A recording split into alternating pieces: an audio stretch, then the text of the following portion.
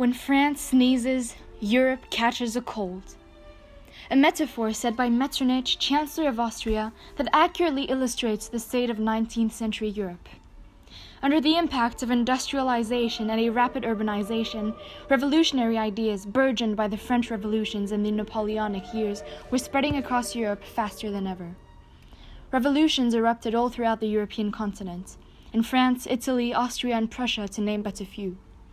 In fact, the effect was so massive that the upheavals of 1848 remain up to this day the most widespread revolutionary wave throughout European history. Some nations, however, such as Britain, were impervious to the overthrow of the government. Although influential individuals such as Friedrich Engels and Karl Marx believed that Britain was ripe for a proletarian revolution, it surprisingly never had its own revolutionary upsurge. Britain seemed to have constantly avoided revolution despite the various calls for reform, such as the swing riots or the existing social tensions. So, what are some of the factors that exempted Britain from revolution? Important ones may include the satisfaction brought about from the passing of reforms, the failure of Chartism due to a lack of united power, but also the government's wit, who was able to diminish the effects of political unrest. The numerous reforms passed through Parliament were able to somewhat pacify the middle and the working classes. For example, by the 1830s, under the impact of activists who did not hesitate to compare the treatment of factory employees with that of slaves, the Factory Act of 1833 was enforced to improve the working conditions for children. This, alongside the 10-hour movement, aimed to reduce the working day for children under 16 and declared that no children were to work under the age of 9. More importantly, the 1833 Act established a system to ensure that all the regulations were enforced. This resulted in more satisfied factory workers, as their difficulties had been taken into consideration and altered by Parliament. Similarly, the Poor Law Amendment Act of 1832 was established to provide services to keep the unwealthy alive. Goods had become accessible to more people and not only the rich landowners. Another crucial act was the Great Reform Bill of 1832, passed by Charles Grey. The bill not only extended the franchise, making voting more accessible, but it also relocated the MPs from small populated rotten boroughs to big industrial towns such as Manchester and Birmingham, who had none. This was quite a relief for England. And although many of the people's wishes still weren't met, the Great Reform Act remained a significant improvement for the working and middle classes. For once, their needs had been acknowledged by the higher classes. Finally, the repeal of the Corn Laws in 1846 were also important in pacifying British radicals. The law had first been introduced in 1804, when the landowners who dominated Parliament sought to protect their profits by imposing a duty on imported corn. In 1846, however, the government repealed this law after numerous complaints from the working classes and the impactful Irish potato famine in 1845.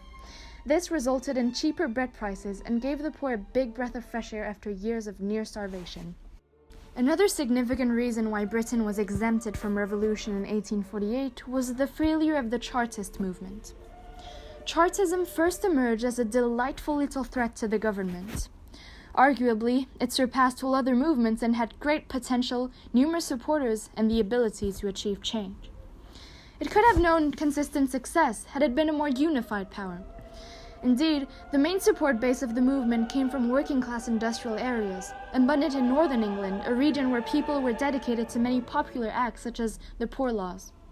In contrast, in southern regions where there were more agricultural workers and fewer industrial centers, people were less affected by the Poor Law, meaning that Chartism had less support. Crucially, the focus between the North and the South differed, meaning that in the National Convention, amongst other meetings, there was no consistent support from different regions. This greatly weakened Chartism and prevented it from becoming a national mass movement. Had the movement been able to mobilize support consistently, Britain might just have known a revolution. Finally, it is because of a wise statesmanship and political repression that Britain was able to avoid revolution. In fact, support for reform in 1848 never approached the heights of 1795. Escalating revolutionary ideas throughout England made the landed gentry and the crown increasingly scared that they will lose their power. A series of laws thus emerged to suppress revolution. For example, the government of William Pitt the Elder used political repression to overpower the middle class.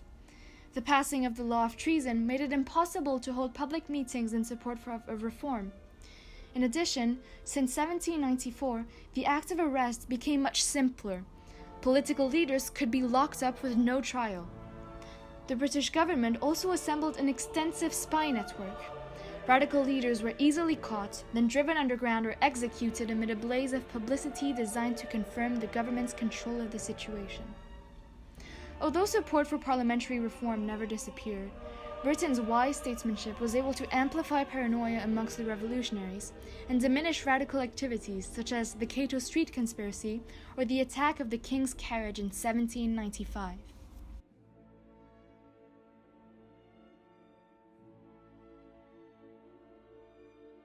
To conclude, the passing of numerous reforms was a significant reason why Britain was exempted from revolution, as it was able to somewhat pacify, albeit temporarily, the middle and the working classes by satisfying part of their political demand.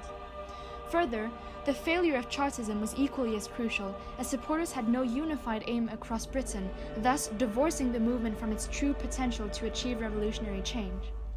Lastly, a clever statesmanship coming from a witty government was able to diminish radical activities, setting a society underlined by fear and political repression. Nonetheless, Great Britain's lack of revolution amidst other European ones by no means implies that England was a country of political peace. On the contrary, the many small-scale revolts should make us wonder whether Britain will ever have a revolution after that of the civil wars.